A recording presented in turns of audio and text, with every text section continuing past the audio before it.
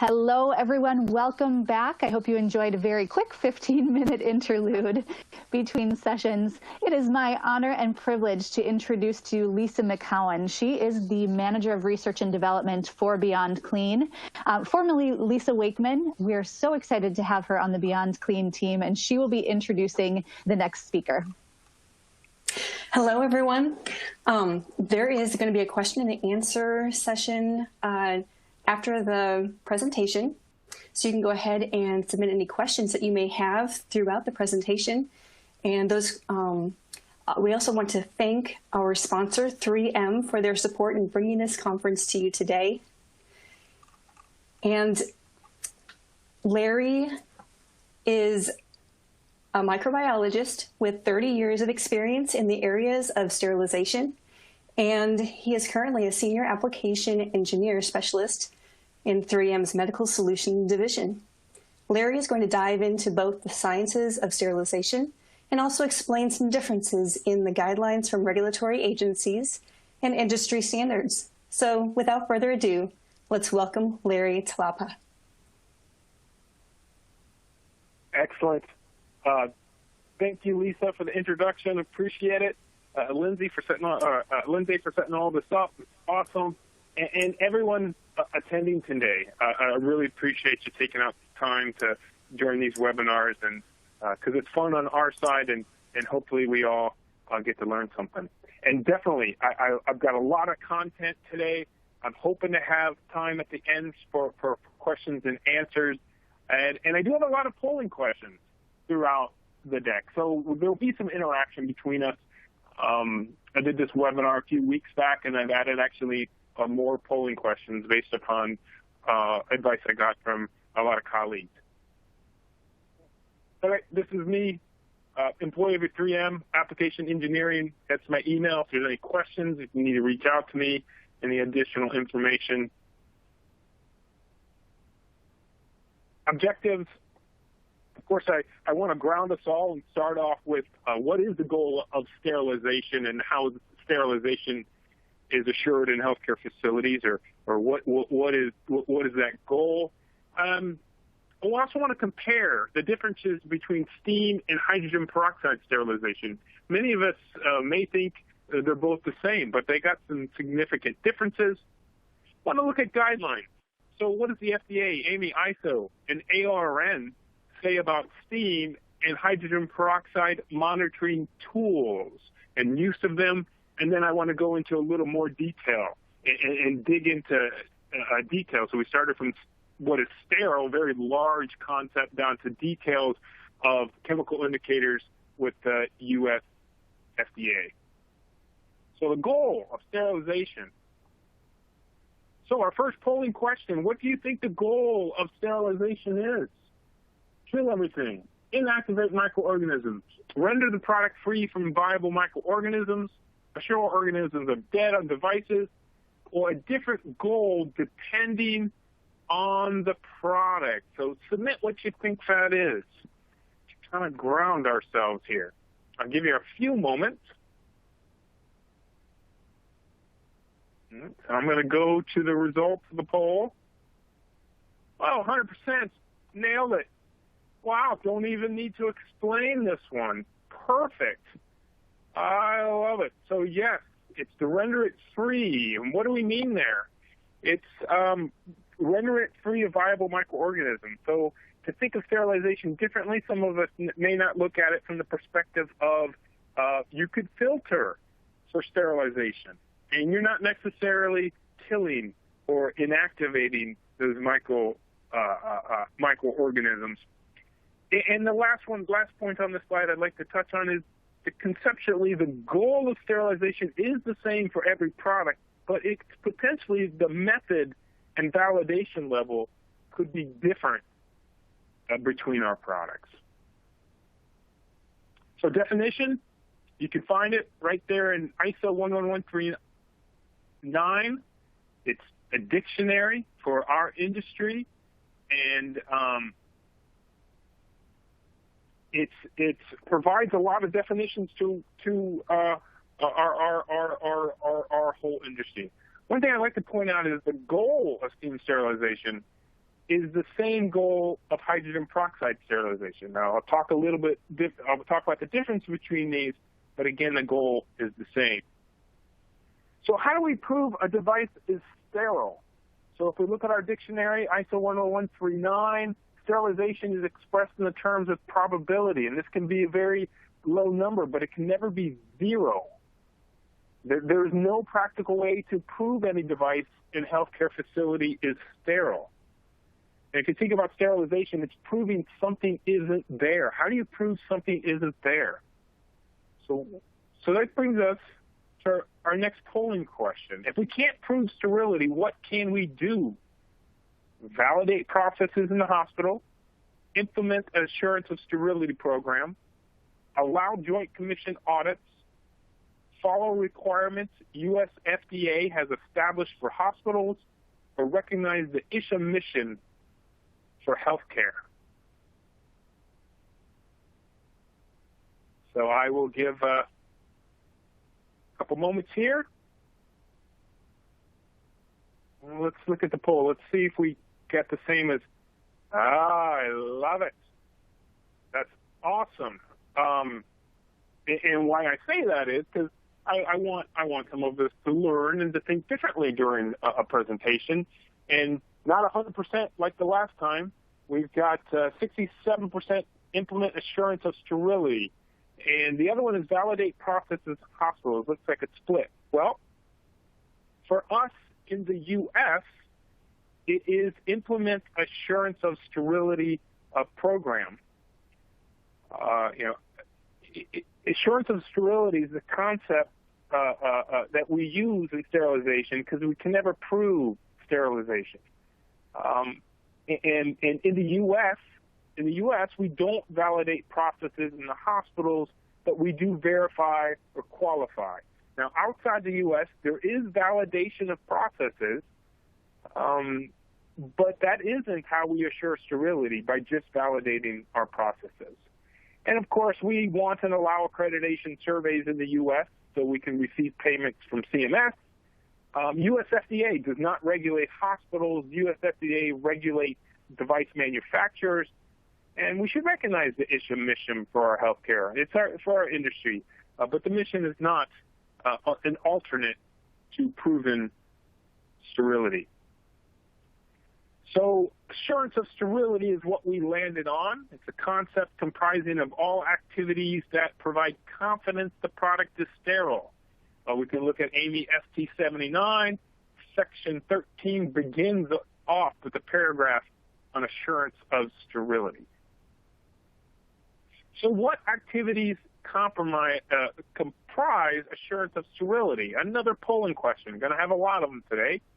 So monitoring of mechanical equipment, product identification and traceability, physical, chemical, and biological monitoring, preventative maintenance of sterilizers, or all of the above.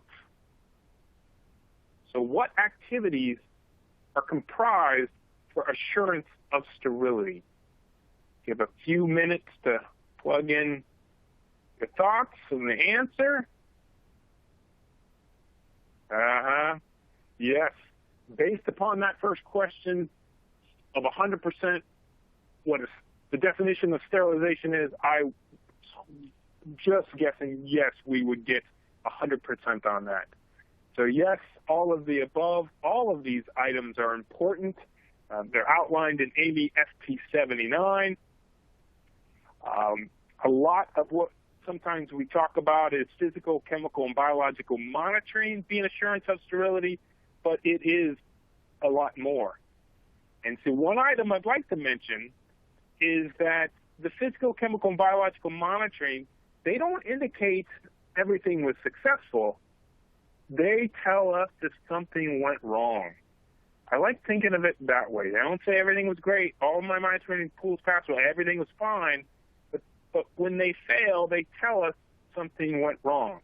So now I want to narrow down our presentation a little bit and look at these monitoring tools. What are the roles of these monitoring tools? So these monitoring tools all have distinct and different roles in assurance of sterility. Of course, we got our physical monitors.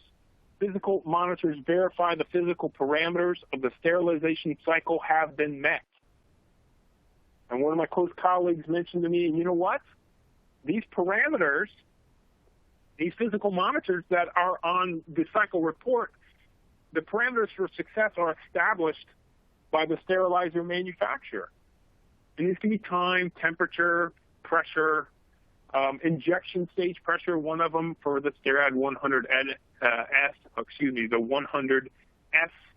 I illustrated here, really important item to assessing the concentration that's in your hydrogen peroxide sterilizer. Chemical indicators play a distinct and different role in assurance of sterility.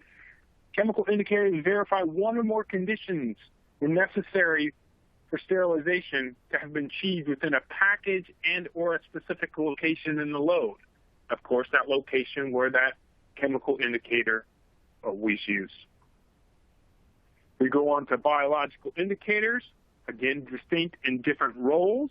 Biological indicators verify that the conditions at the location within the load were adequate to kill a population of microorganisms with a known resistance to the sterilization process, and it demonstrates the lethality of the process.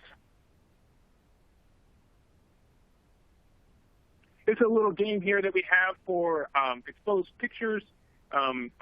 Here we have happy, viable spores, and down below are 3 different sets of spores that have been inactivated by different mechanisms. They've been inactivated either by EO, by steam, or by hydrogen peroxide. This is what they look like going in. When they come out of that sterilization process, this is what they look like coming out. And essentially, we can see with ethylene oxide as an alkylating agent, not much effect on the physical appearance of those spores, but yet we know those are inactivated. We have steam here, looks like a little bit of obliterated there. And then, of course, hydrogen peroxide with oxidizing agents, as it does, this rips them apart. And then our last monitoring tool that I'll talk about today is our process challenge devices. Again, another distinct role. A PCD is a device that's used to assess the effective performance of a sterilization process, providing a challenge to the process that's equal to or greater than the challenge posed by the most difficult item routinely sterilized. So essentially, what are we doing? We're using this process challenge device so we can get our biological indicator or our monitoring tool inside a pack that represents having those scores or that monitoring tools in the worst case location of a device. You know, we can't access the device before surgery to bring out that monitoring tool because that would compromise the sterility of that device. So we have these process challenge devices that we make that represent it, and then we can open it up and then look at the results of our monitoring tool and assure that it was acceptable before releasing that load. All right. So I will come back to monitoring tools, but first let's add on a little bit more information by comparing the differences between steam and hydrogen peroxide sterilization. Here are some formal definitions. Steam sterilization is using saturated steam under pressure for a specified amount of time. Hydrogen peroxide is considered chemical sterilization, and of course using the chemical hydrogen peroxide, and it's vaporized. I have the molecules, the actual molecules that are floating around in that chamber, very close to each other. We just have vaporized hydrogen peroxide with an extra oxygen, and it has a significant difference, as we all know, between water. But I think it's neat to look at the actual molecule makeup of what these look like. And next, before I talk about the differences between these two processes, I want to talk about process variables. And what is that? So our definition of process variables for ISO 11139, our dictionary, a process variable is something that alters effectiveness. That's all we need to know about what a process variable means. That means when you change that process variable, you change the effectiveness of the process. Change the variable, change the effectiveness, or alters it. So with that, we can start looking at process variables as defined by ISO 11140. Right? For steam, currently is temperature, and of course the sterilant steam, and time and exposure. For hydrogen peroxide, we've agreed upon temperature, hydrogen peroxide as a sterilant, and then of course the exposure time. Now if you listen to Dr. Brian Kirk's presentation coming up in the couple after mine, he brings up the debate of moisture as a process variable. Great, interesting topic, and definitely join Dr. Brian Kirk on this one, because he will discuss an additional process variable for hydrogen peroxide sterilization. Really good topic. So if we lay out some really important information, when I want to compare the differences between steam and hydrogen peroxide sterilization, there are some significant differences I can lay out in one slide. For steam sterilization, we have conditioning phases that we all know about, either pre-vacuum or gravity, and we use sterilant during that conditioning phase. You know, we use steam to do the gravity, slow increasing gravity phase in conditioning. Well, we're using steam, and steam's a sterilant. In the dynamic air removal or pre-vacuum, we do a vacuum pulse, and then what do? We charge the chamber with steam. Another vacuum pulse, and we charge the chamber with steam. So in steam sterilization, even before we get into the exposure phase, we're using the sterilant. For hydrogen peroxide sterilization, that's not true. And I say conditioning phase. I say conditioning is anything before we put in the sterilant. That's my definition. Now, I do asterisk it there. There are some new sterilizers from Steris that prime the load in the chamber before hydrogen peroxide sterilization. There's two of them out there. And yeah, so that could be considered using it, but the majority on the market globally do not. During the second point, during steam sterilization, during the exposure phase, there are makeups. We're continuously injecting steam depending on what the sterilizer is measuring. If the temperature or pressure goes too low, they inject more steam. And so it's always monitoring and checking that exposure phase to ensure it's maintained within the sterilization conditions. For hydrogen peroxide sterilization, during that exposure phase, there is no makeup. You are going to, once you go into that exposure phase, you have what you're going to have, irrelevant of the load size or what's going on inside of that chamber. And so there's a lot of information that I'm seeing out there lately is that the third point, that steam, because of some of these factors, makes it more robust. For hydrogen peroxide, the third one there, we know hydrogen peroxide as a molecule, as a vapor, is naturally unstable. It depletes readily during that exposure phase, which makes this method technique sensitive, where the user or the operator of that sterilizer, the one loading it, the materials they put in, the devices, and the cycle that they select, has a significant outcome on the success of hydrogen peroxide sterilization cycles. So now the 2 points that I talked about in text, I've got it graphically. If you're a more graphical person, for the steam sterilization, we have sterilant used in the conditioning phase. You can see it as we're rising up to exposure, and during that exposure phase, it maintains that exposure phase with different with input of steam. For hydrogen peroxide to the right, I have an example of 2 injections of hydrogen peroxide with the exposure phase. That depletion is what we could see when we're measuring hydrogen peroxide in the chamber during exposure. It depletes for several different reasons, but it does decline as exposure phase continues. So, which statements are true? Now, this is more of a gimme, especially all the other questions. Another polling question. Steam is considered more robust than hydrogen peroxide. Hydrogen peroxide concentration is stable during exposure. hydrogen peroxide has makeups during exposure, or only A, or all of the above?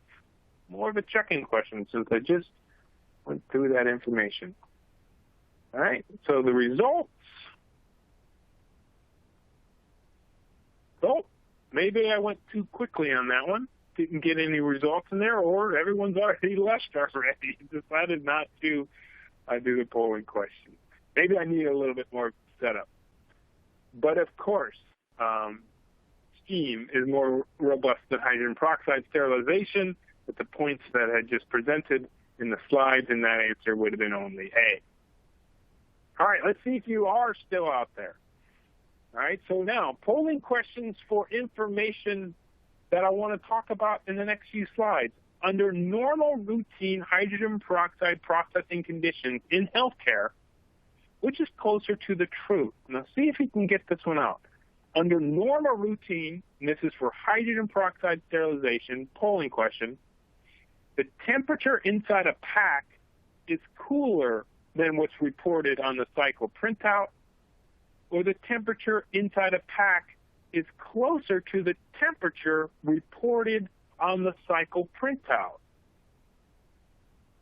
Or I'm not sure, I do not know. So for hydrogen peroxide sterilization, is the temp cooler in the pack than what's on the printout?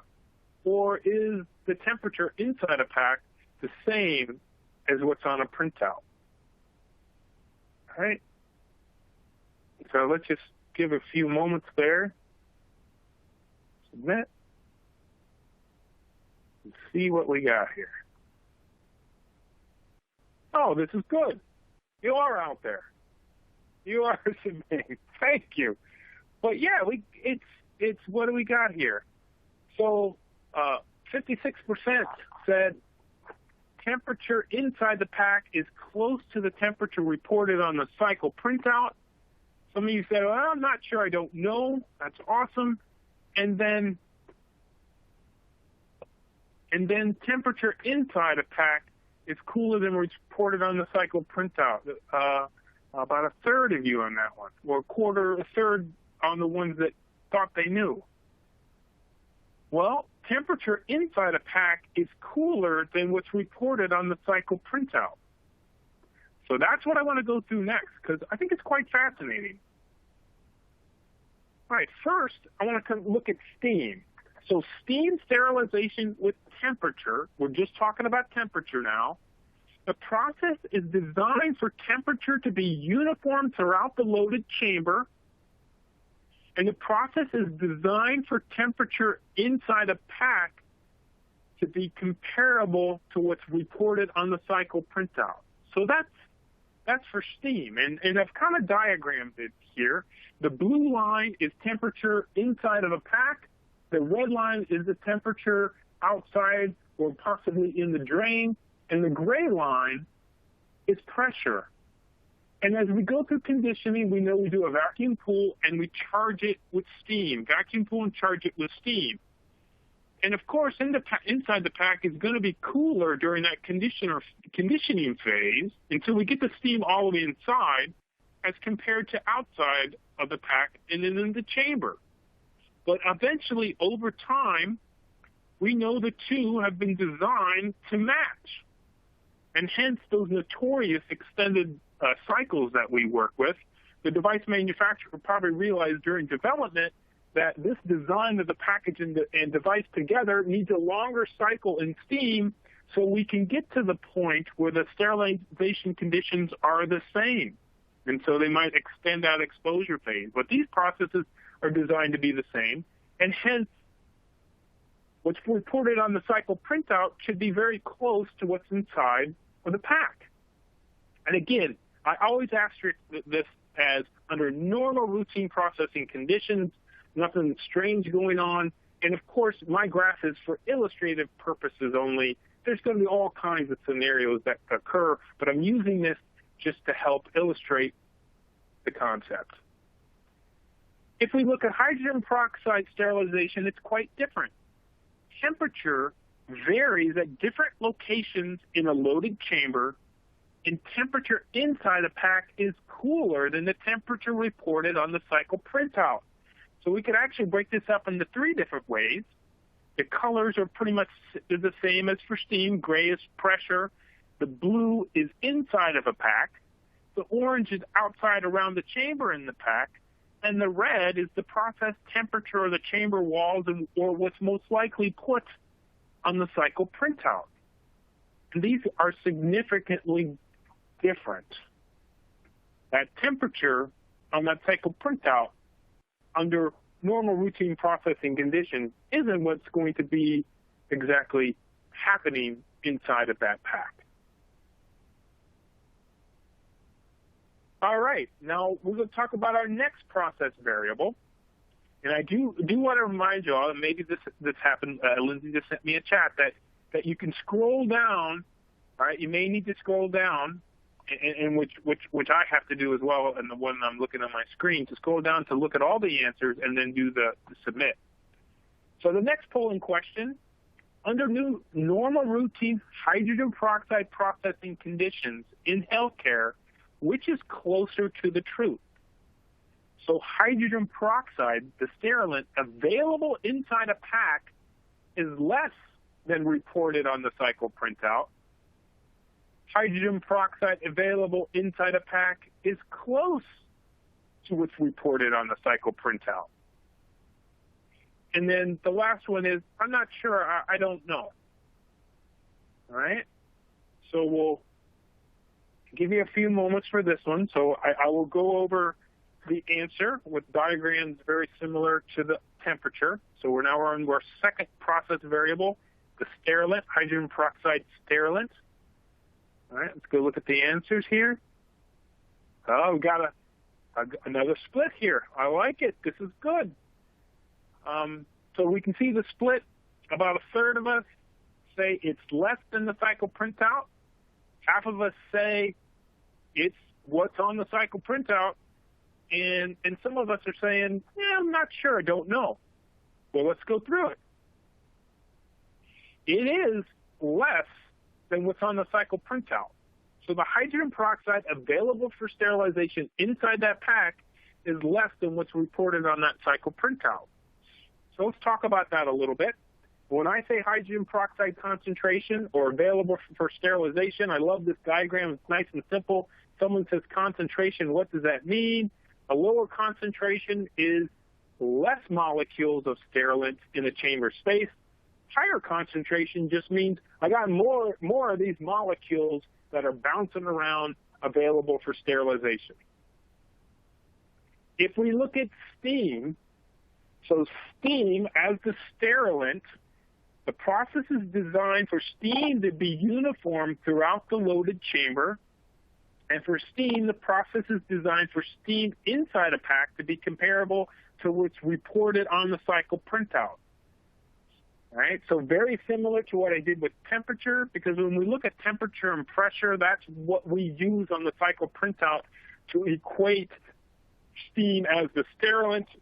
It's eventually designed, again, under normal routine processing conditions, that during that exposure phase, that steam inside that pack for that time is the same what's going to be reported on that cycle printout, relatively. For hydrogen peroxide sterilization, the concentration available for sterilization can vary at different locations in the loaded chamber.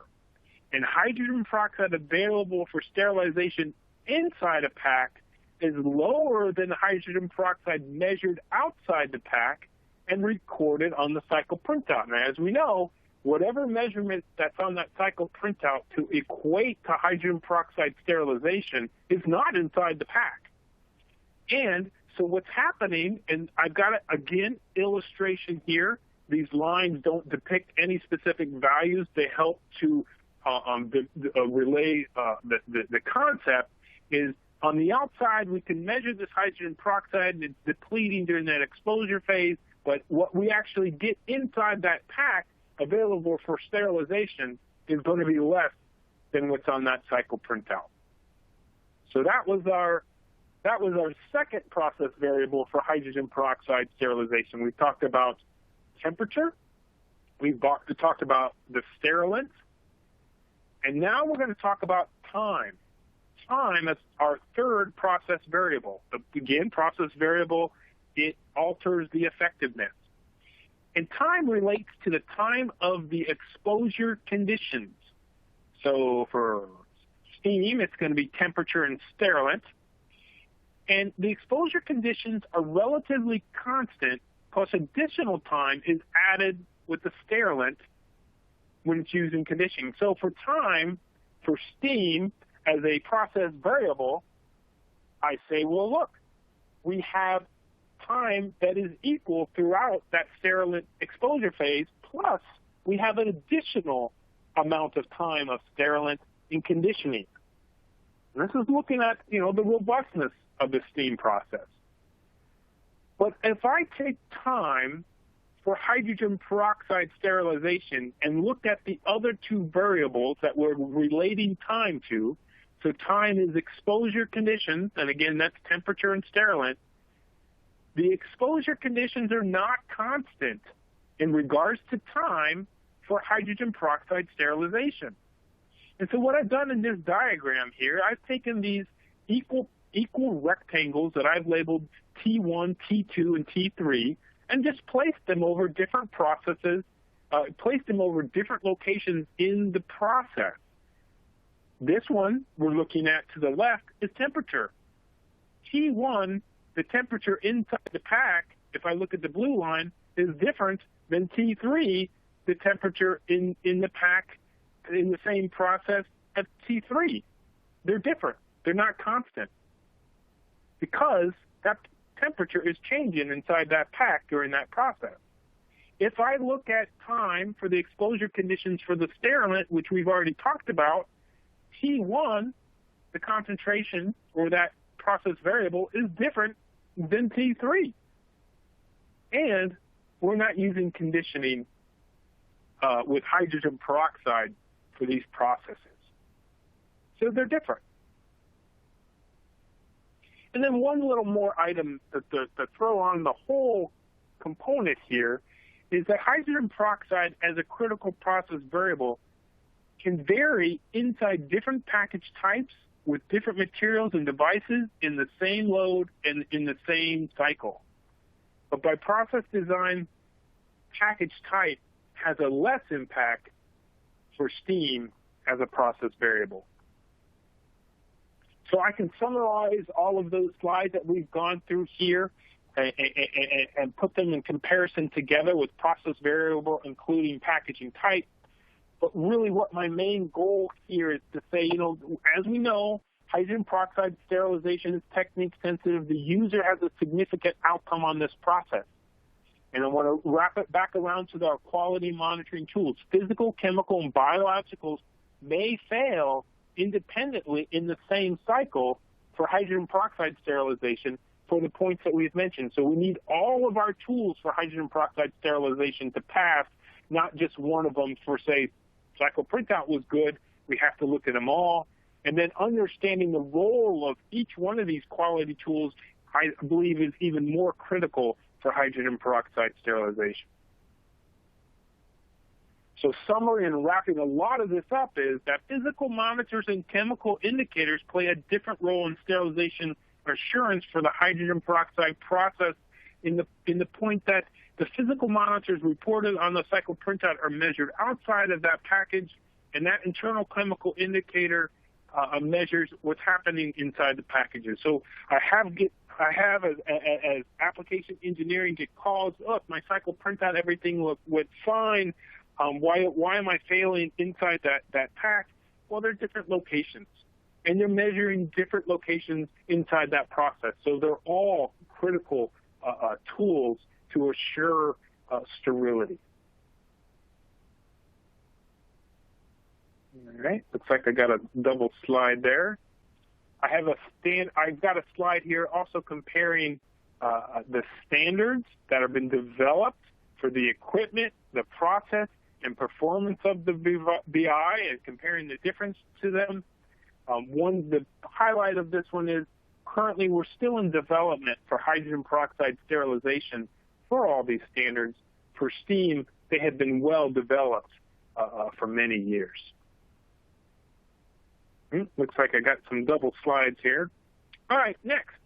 What does the US FDA, ISO, AORN, and AAMI say regarding our chemical indicators for monitoring our steam and hydrogen peroxide processes? If I look at steam and US FDA, I've got two diagrams here to help illustrate some of my points. If I look at steam for the US FDA, there are three types: a process indicator, chemical integrators, or air remover integrators. If I look at AAMI and ISO, they break it out to 6 different types. So AAMI, ISO, steam, 6 different types. For US FDA, they're currently for steam, have the 3 different categories. Now, it's important to note here the US FDA does not substantiate ISO claims. ISO claims are self-certified or certified through an accredited agency. If we look at hydrogen peroxide, the landscape is quite different.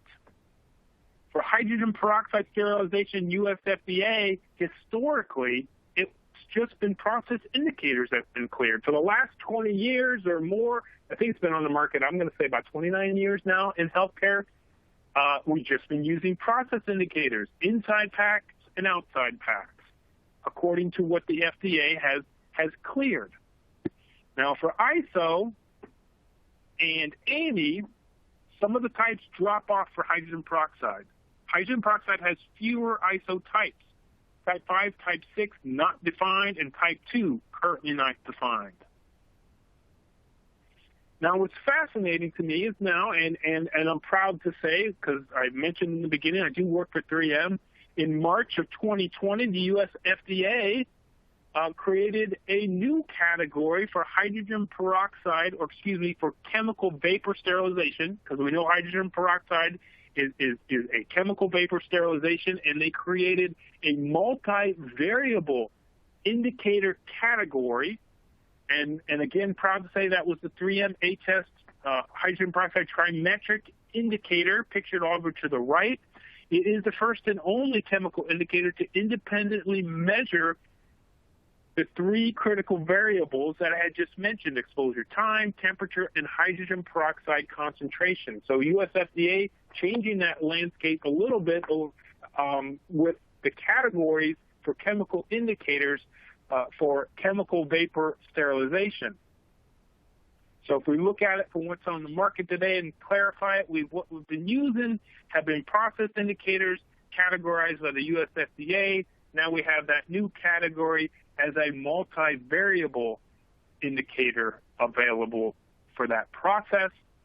If we look at AAMI and ISO in regards to types of indicators, we can break it up a little bit more. We have examples of type 1s that have been labeled for hydrogen peroxide sterilization, and we could look at a type 4 that has been labeled for hydrogen peroxide sterilization. So a little bit more there when we're looking at type 4s.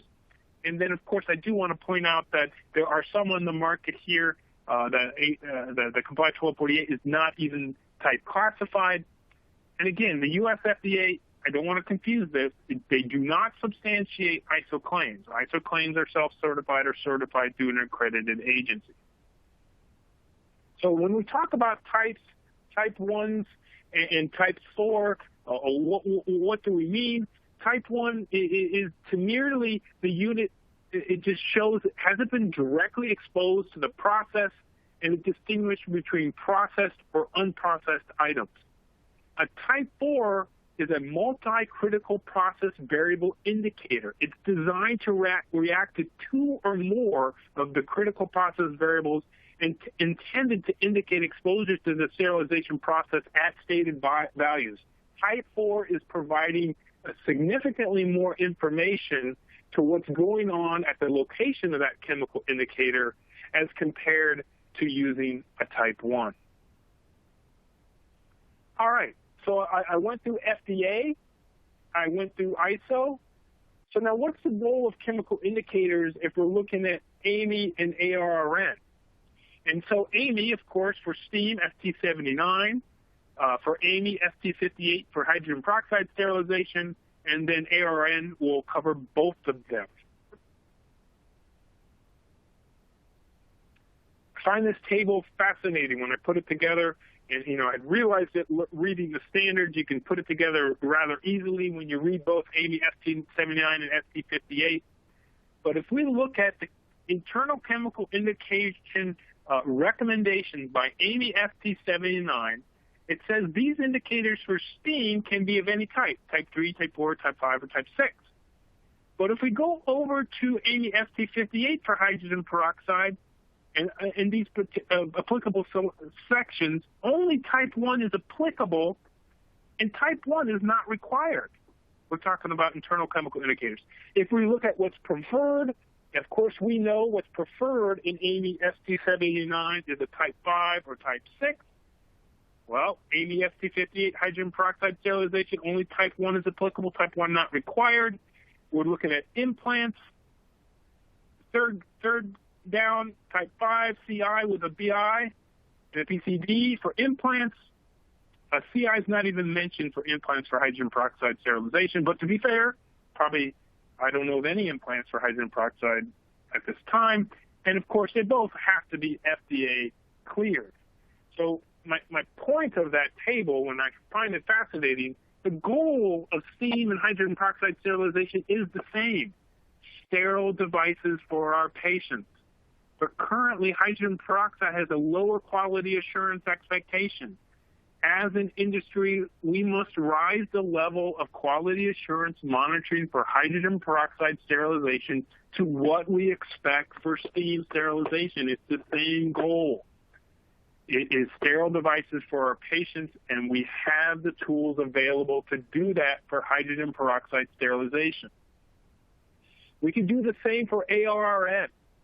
And when going through their recommendations, they have the same for internal chemical indicators. You don't see much breakout. You don't see chemical indicators for steam, chemical indicators for hydrogen peroxide.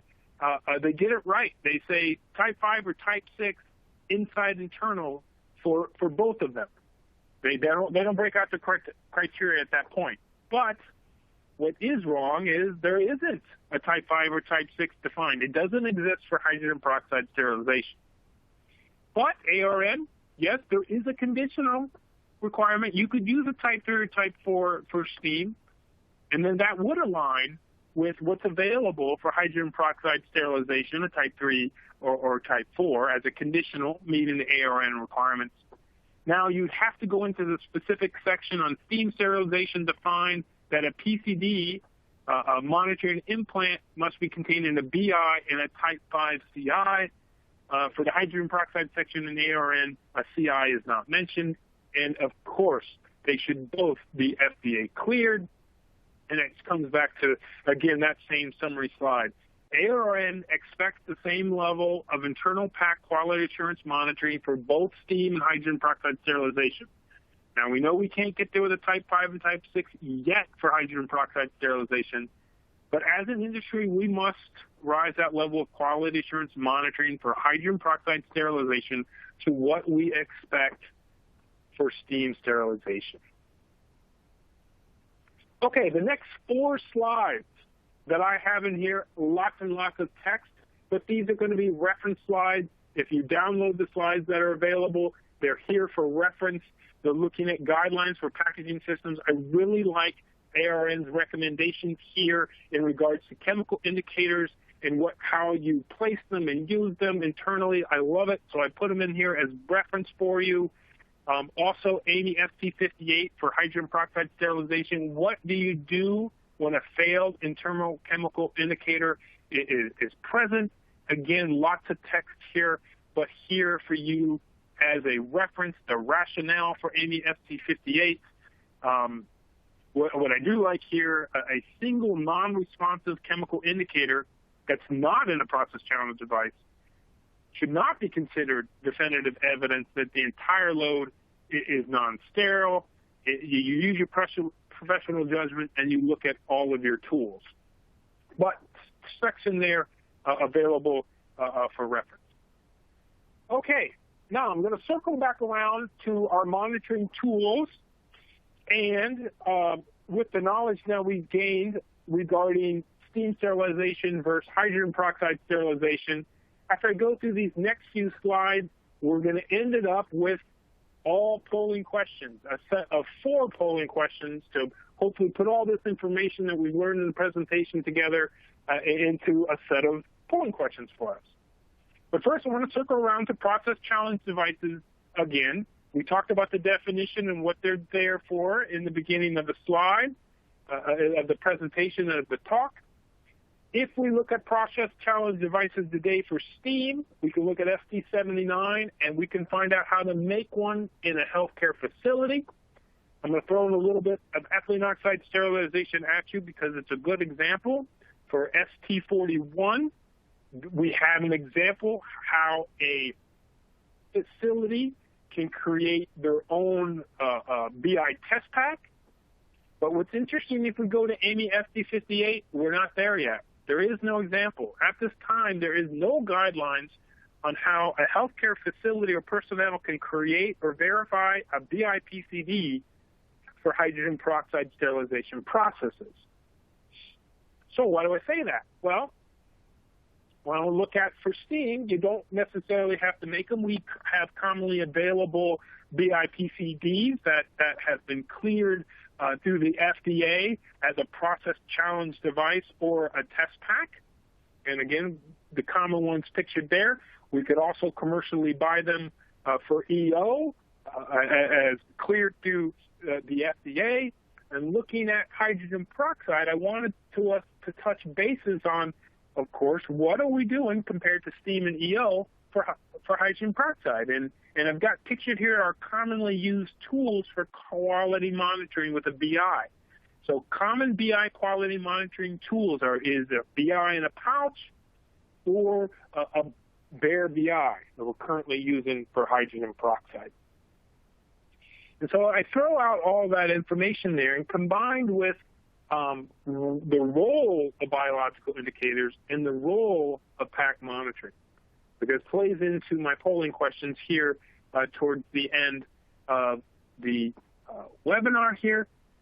Pack control, chemical indicators. So CIs, they play a different role in our assurance of sterility than our biological indicators. And CIs, of course, are located inside packages, inside the load. For hydrogen peroxide sterilization, they're located BIs in a pouch or bare in the chamber space. For chemical indicators, we have specifications defined for performance per ISO 10140. Currently, for BIs, the performance specification is undefined in ISO. So we've got biological indicators out there, all with different performance requirements in their quality assurance certificates. And then, of course, it looks like some of my text is a lot of locations in the slides. Looks like the text got moved a little bit once we loaded it up into the webinar platform. But defining what are the intents of a chemical indicator, what's the role, and then, of course, biological indicators intend to demonstrate whether conditions were adequate to achieve sterilization.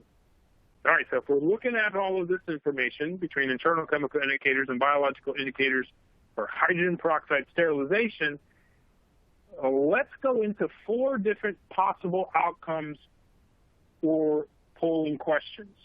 So, actually, I'm looking at the webinar here and the way it's set up. So you'll just have to play along with your facility or with yourself and mark these down. I see when I'm looking at the webinar and the upcoming slides, they're not set up as polling questions for you to answer, but we can still go through them. We'll still learn and we'll still understand the concept I'm trying to relay here. So if there's a possible outcome, so if we have a BI that's negative, and we also have an internal pack CI that was accept, if we have these multiple choice answers, what do we believe? Well, that outcome is an expected outcome. I would expect in a normal day's processing, the BI is negative and the internal pack CI is accept. on the way that we're doing. All right. Next one, everything was properly prepared and delivered. All load items are sterile. Both of these are two important outcomes: assurance of sterility, or just both A and D. So negative BI and accept CI. What are your thoughts on what those answers could be? Okay. So of course, it's an expected outcome, absolutely, and these are important outcomes of assurance of sterility, both A and D. So, but I want to point out that, again, monitoring tools assist in detecting when something went wrong, not that everything was properly prepared and delivered. So just because it got a negative BI and acceptable CI doesn't mean everything was properly delivered. It's detecting if something went wrong. And then, of course, there is no practical way to confirm all items in the load are sterile. So we don't want that. Oh, I got a negative BI and my CI passed, everything was sterile. That's not it. What we're doing is adding tools and information for our assurance of sterility. So let's look at the next possible scenario. They both failed. We had a positive BI, and we had a CI that was a reject. All right, so they both failed. All right, so A, its outcome is a possible outcome. B, a load should be rejected, reprocessed, and supervisor notified. This can only happen if the sterilizer printout failed. Okay to release the load if the sterilizer printout was a pass. Both A and B. All right? So with everything we learned in the presentation and probably everything you already knew before the presentation, the outcome, of course, is very possible. And, of course, load should be rejected, reprocessed, and the supervisor notified. And, yes, this can happen even when the sterilizer printout said everything was acceptable, because we know why. Because these monitoring tools have distinct roles in assurance of the sterility, and they monitor different locations in that process. All right, let's go into the next one. We have, I just answered all the same questions what I just mentioned. So now let's get to the next outcome. So the next possible outcome, because there's 4 in this different type of scenario, we have a positive BI. So the BI failed, but the internal pack CI was accept. So the BI failed, and internal pack CI was accept. This is not a possible outcome. Both should fail. The load should be rejected, reprocessed, and the supervisor notified. C, a possible outcome. BI and CI have different performance specifications. This is a possible outcome because BIs and CIs monitoring different locations in the process. Or is it all 3? B, C, and D? So think about it. What are your thoughts? We've got discrepancy between our monitoring tools.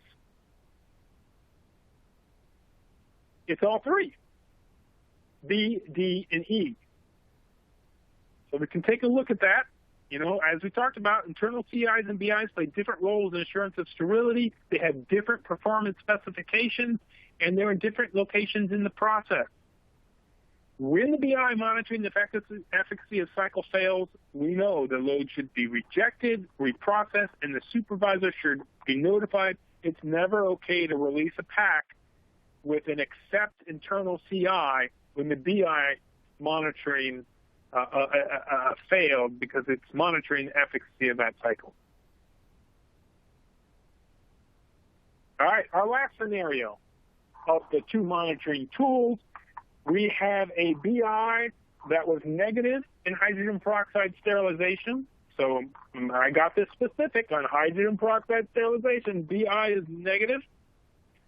But we open up the pack in the OR, and internal pack CI was rejected. Oh, this is A, this is not a possible outcome.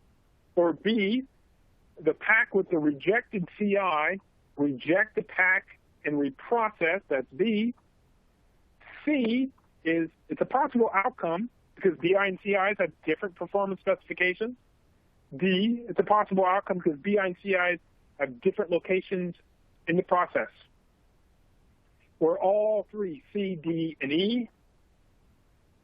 And I think I've hit this pretty well. E, discrepancy in our monitoring tools.